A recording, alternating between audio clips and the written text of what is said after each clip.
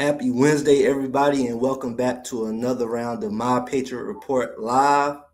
I am Ratwan Hill, and that is Mr. Walter Cotton III.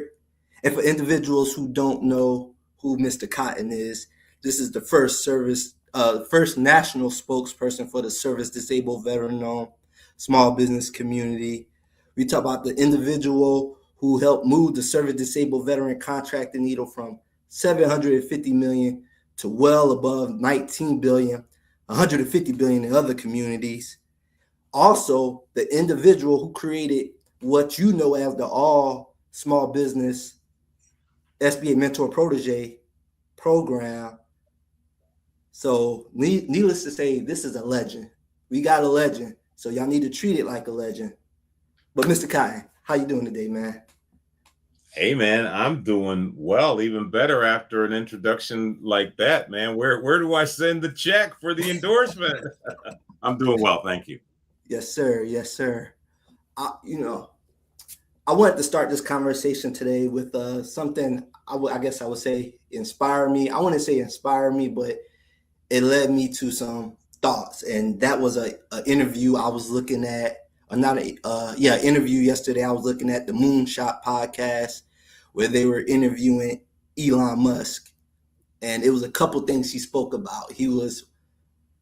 One thing he spoke about was harnessing energy from the sun, which is, solar power, but I think he's looking to do it in a more direct way with our energy challenges and with these data centers and his focus on chips.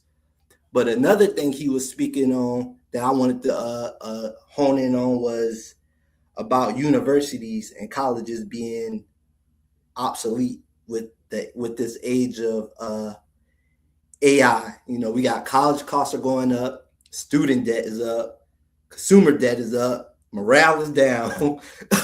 So my question is to you, where is the durable economic power actually being built?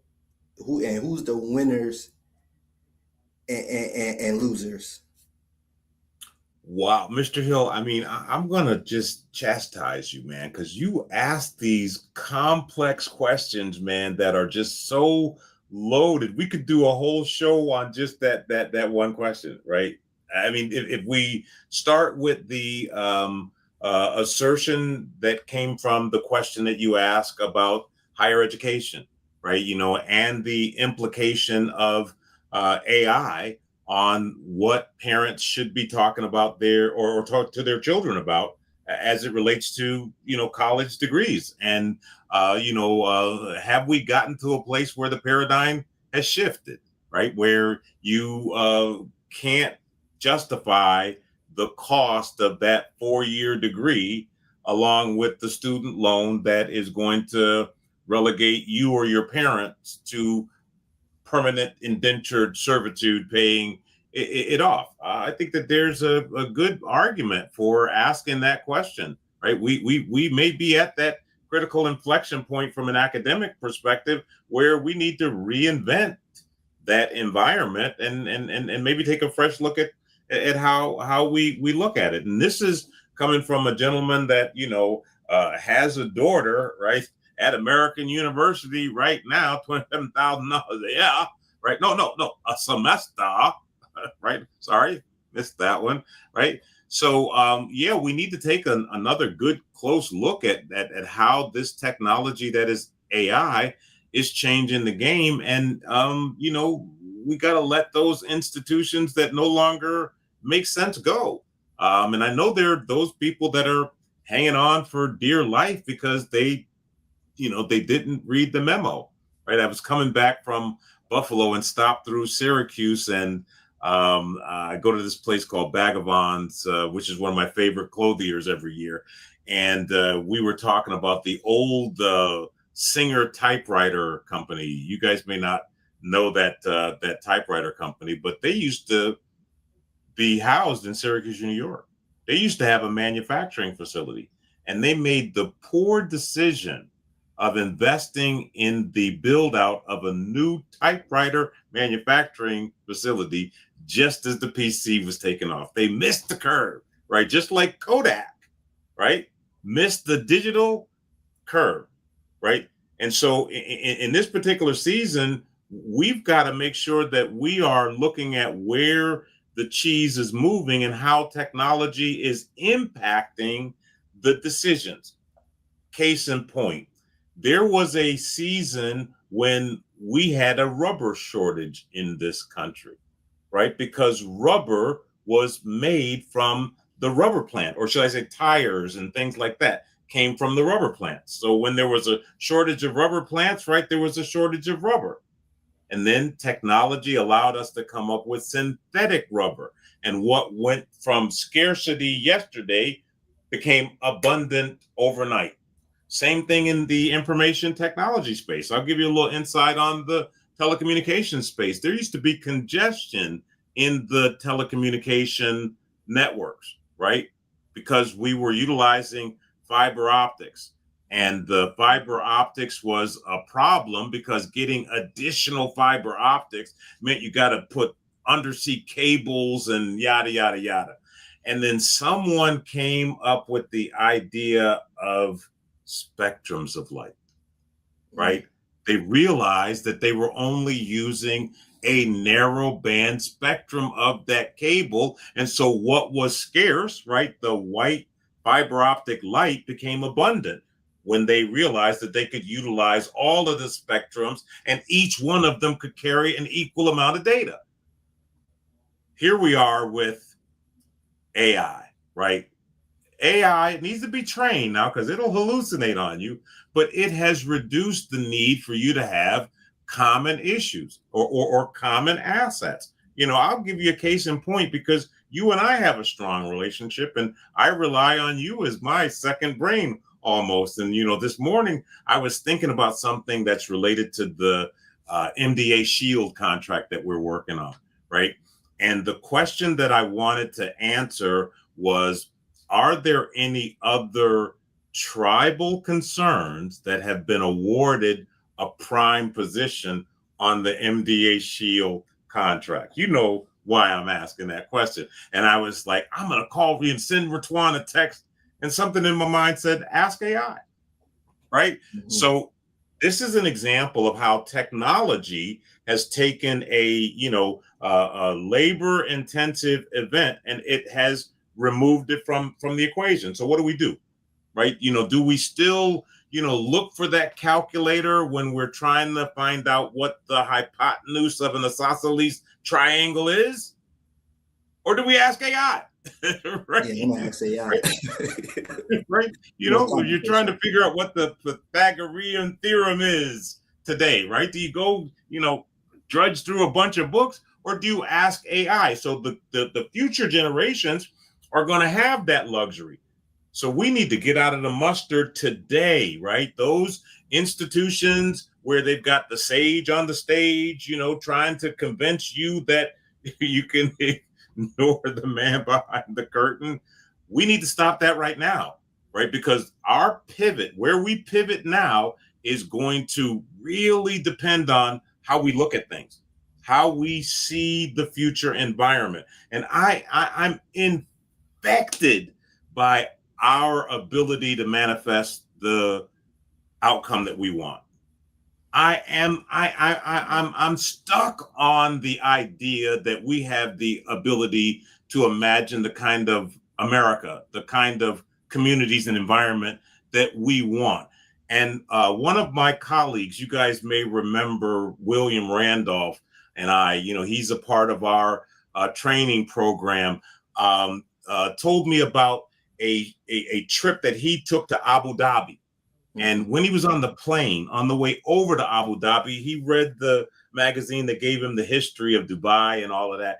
And he said that there was a critical fact that he learned that just shocked him. And that was the fact that as early as, I want to say it was the 1960s, 70% of that population was living in tents. Just think about that, right? You think about Abu Dhabi now, you're thinking about floating hotels, right? You're thinking about rivers in the desert and stuff like that. But somebody, right, was sitting in a tent in Abu Dhabi looking out and had the unmitigated gall, dare I say, the audacity, the testicular fortitude to imagine something that wasn't there. And just the act of that imagination put it there. So I'm suggesting that it's time for us to imagine a better, believable dream for these United States of America, right? And then we can become citizens of the world and imagine a better, believable dream for the entire globe. But you got me off on my soapbox, Mr. Hill. I'm going to stop right there.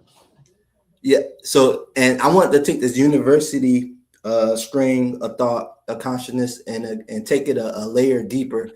So, you've been working with HBCUs. You took the baton from your mentor, Mr. Dan Gill, who had a long dream of working with the HBCUs, and a lot of people may or may not know that universities play a big part in federal contracting.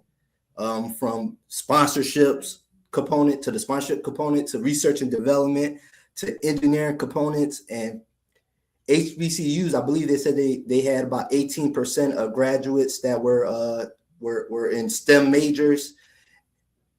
However, HBCUs are I believe they said for every $100 that the federal government is giving out, HBCUs are only getting like not even a whole dollar of that. What is the disconnect between federal contracting and those HBCUs? I believe that it is a function of the institutional memory that grew up in the culture, and that was a culture that was based on consumption. It was a social model of consumption, and that consumption model supports the grant universe, which you're talking about land grant colleges and things like that, right? The government was really good about subsidizing them, and so they got addicted, if you will, to grants. And the difference between grants and contracts is there is accountability with contracts. There are performance metrics, there are deliverables with contracts that you have to provide. It's not that way with grants, right? You get the grant, right? You agree to produce the job or whatever, but after the grant is completed, there's nobody coming in there and saying, give me some money back because you didn't execute the grant. You didn't deliver the grant the way it was efficiently and effectively designed. And so HBCUs got hooked on that because it was another component of the entitlements, right, that they got on an annual basis, right, to keep them alive. And, they never made the pivot over to contracting. And I know this firsthand because I've spent well over 15 years, right, beating the HBCU halls from Florida A&M to Bethune-Cookman to Howard University to Lincoln University. I could go on and on and on. And the outcome has been the same, even though there was an opportunity. The Thurgood Marshall Foundation says that HBCUs would benefit from doing more government contracting, even though the opportunity is there, right? They said no. They said no so much so that they allowed an advantage that they had as a community, where the government had a regulation in place, which we fought to get in place, that made them small disadvantaged businesses, that made HBCU small disadvantaged businesses. They let that legislation sunset when the Rothy versus DOD case was being promulgated, which took small disadvantaged business capability out of their pool. So the HBCUs have for decades missed a very, very rich entrepreneurial opportunity. what happens when HBCUs and veteran serving institutions aren't plugged into that same contract and playbook? Is it essentially what we're seeing now, a bunch of universities shutting down, or is that more of a effect of a paradigm change in regards to AI and everything, or is it a combination of all of it? So can you give me can you say that a different way? I want to make sure I understand and I'm answering your question. When HBCUs and veteran serving institutes take full advantage of the federal contracting landscape, what can they do for their economy? Well, I would say it would blow them up, right? That's what I would say if I had, the empirical evidence of, HBCUs, being even nominally effective in this area, but we don't, and I say that with a certain amount of chagrin, man, right? Because there are billions of dollars out there that could help revitalize the communities around our HBCUs, right? It would be a tragedy for the economic condition that we're experiencing to kill the HBCU. It would be a tragedy 100+ years after the first land grant college for HBCUs to die a death that they can't survive. Because the point of fact is, over those 100 years, through the academic, through the entrepreneurial, through the economic pathways that were available, those institutions and the communities that they support should not have a problem today. So the fact that there's a problem lets you know we got a problem. Mm-hmm. Mm-hmm. Absolutely. And with things like Opportunity Zone, Hub Zone, and them stimulating their own surroundings, it could provide a big boost just overall, not even just for the university, but for everybody surrounding the university as well.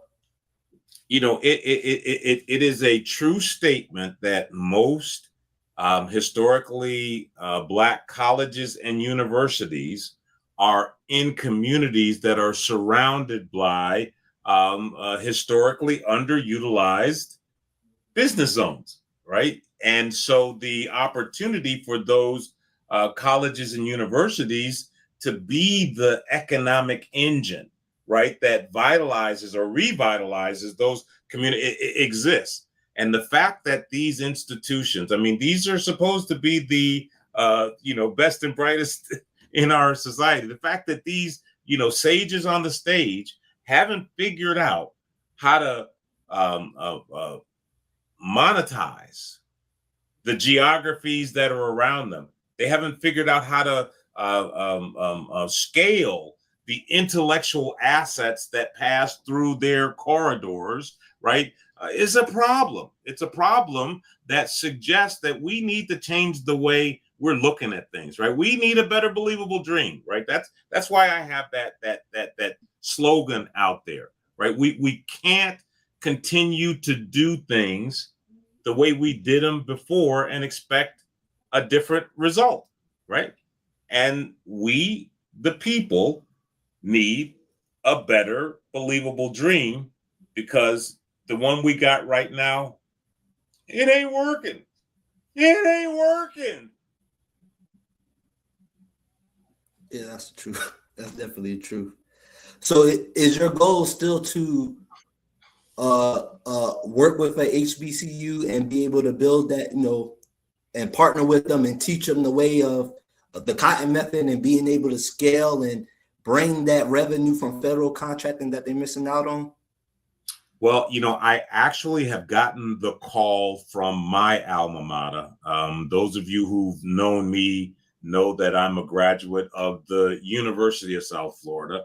And I got that call because my lawyer, who is a graduate of Stetson Law School there in St. Petersburg, wants to do an economic development thing there in St. Petersburg.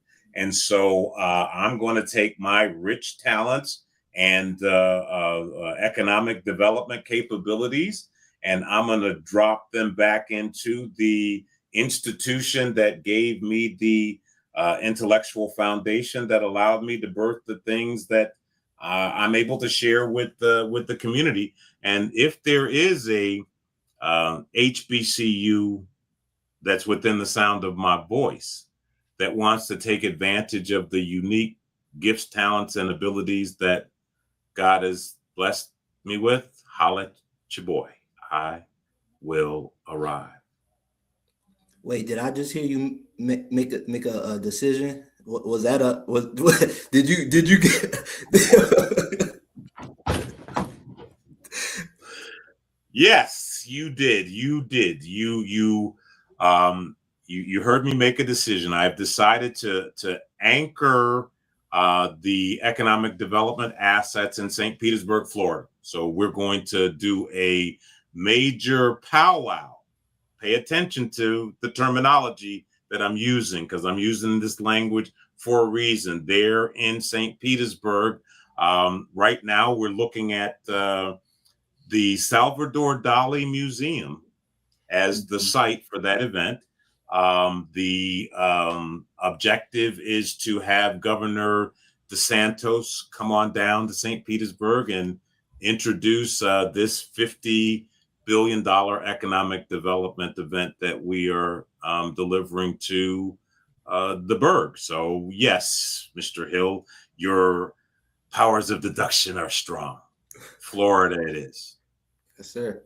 That's powerful. I can't wait to see that. I definitely can't wait to see that and be a part of that. In regards to AI, Elon Musk also spoke about creating the AI for kids, with the parameters for kids. Now, I didn't do the research, so I'm not sure if that already exists.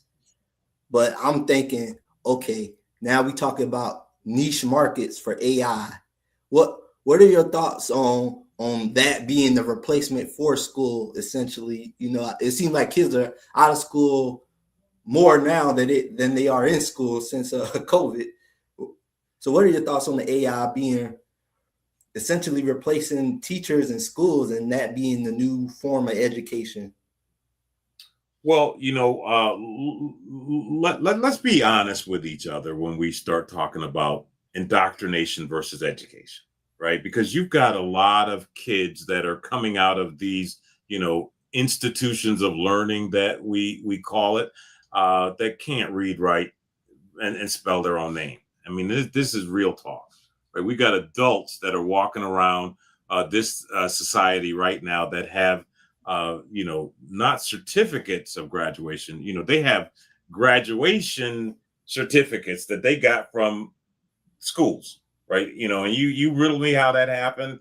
It didn't happen because that person was educated, right? So the indoctrination institutions are not producing the outcome that we're looking for, because we don't have the baseline of just generic STEM knowledge in our society to be able to do the ordinary things that the previous societies used to be able to do, right? And if we take the STEM training that they took away and take the common training that they took out of the indoctrination system, like when I was growing up and went to the indoctrination building, they had this thing called shop, right? Where I could learn how to,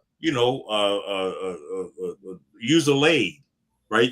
I could learn how to make an angle cut, right? I could learn why you put glue between two pieces of wood that you're nailing them together if you want things that, I could learn some things about mechanics and automotive and wood shop and plumbing. And the young ladies were sent off to this thing called home economics, right? Where they learn things about, households and cooking and things like that. Well, they've taken that out of our schools, and the boys don't know how to fix a toilet or a sink, and the women burn water, right?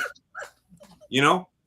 Yeah. And so, we've really got to look at, what the outcome of the indoctrination systems that we have are right now, and evaluate whether or not we need to just reinvent those, right? And AI is forcing us now. It's giving us, I think, an equal opportunity to do that, because there are some gaps that AI is able to step in for us, but we've got to really take a controlled approach towards how much of our brain, how much of our soul, right? How much, of the heart of the human, right? We want to give over to technology.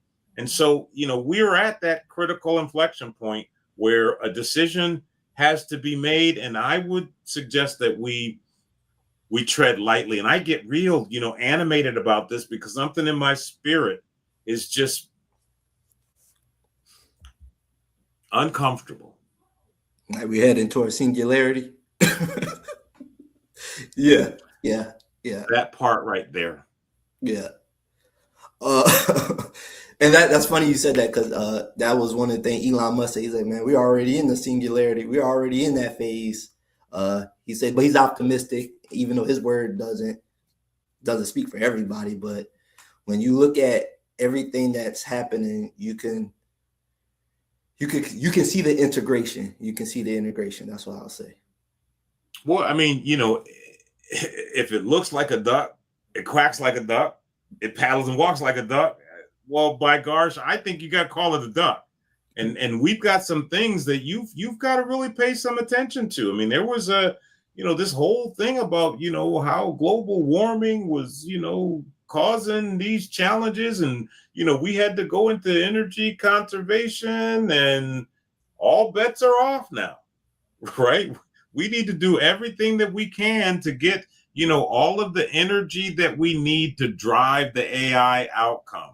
And people are touting, Elon Musk's ingenuity because he bought all of those turbine generators into Memphis or Tennessee, wherever that is. I understand the, economy ain't as good as the ecology, or should I say the ecology ain't as good as the economy right now. But, the issue is we went from there being a need to be conservative about energy to there all bets being off, right? Whatever amount of energy it takes to drive this new technology. I don't know about you, something a little bit challenging about that. And then all of a sudden policies change, right? We chasing ships around the ocean now because they got oil, right? We kidnapping presidents of sovereign nations, because of a reason, right? Right. If it looks like a duck, quacks like a duck, pay attention, folks. Shuggy ducky quack quack. Yeah. So, okay. What's going to happen? What do you believe is going to ultimately happen if we don't adapt to these new changes as from a people standpoint, from a citizen standpoint, to the worker standpoint, to the federal contractor standpoint? Because it was also China is way ahead of us, and when it comes to AI, and they say Africa is what we were 100 years ago right now. So what do you see as the outlook if we don't make that transition or make that full integration with AI and this new paradigm that we're in? Because some people are still, they don't want to accept the fact that things are changing now. Like it's not what it was, what it used to be in no aspect.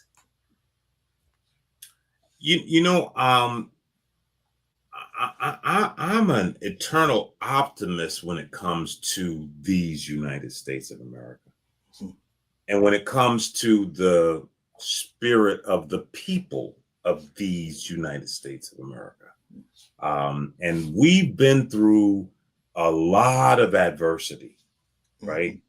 And the foundational people of these United States of America have held it together, you know? And so I think that irrespective of the adversity that strikes this nation, the soul of this nation will raise up again, right? You know, it rose up after the colonizers arrived and indentured the indigenous people, right? And it's still rising. That's true. So I think that there is a unique relationship that America has with its people. And that relationship will serve us for a lifetime. Absolutely. Absolutely. Okay. Last question. If you were advising a veteran, a family, or institution today, looking at the next 10 to 20 years, where should they focus? Where should their focus be at? Right now, it should be on this wealth transfer that's occurring in the federal contracting ranks, right? We've identified a 1.3 wealth transfer that's going on in the largest single customer in North America, the government, right? And no matter what happens in the future, whether the creek rocks or the wind blows, right? The government is going to have to continue to provide the mission. So if you've got the government, right, as your customer, you're insulating yourself against some of the economic shenanigans, some of the social outbreaks that are going to occur. If you happen to be a disabled veteran, you enjoy the preference that puts you in a position to be a part of the safe harbor that agencies are looking to right now. And smart money is saying you get out of the mustard so you can catch up. You figure out how you insulate yourself, become a bigger small business, carve out your plot of land in this nation, and you build your empire there. And I didn't say you build your business there. With $1.3 trillion and you being the early adapter, my friend, we're talking empire.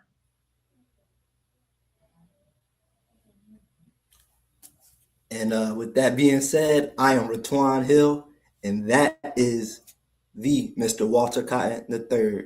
Until next time, guys, we are out.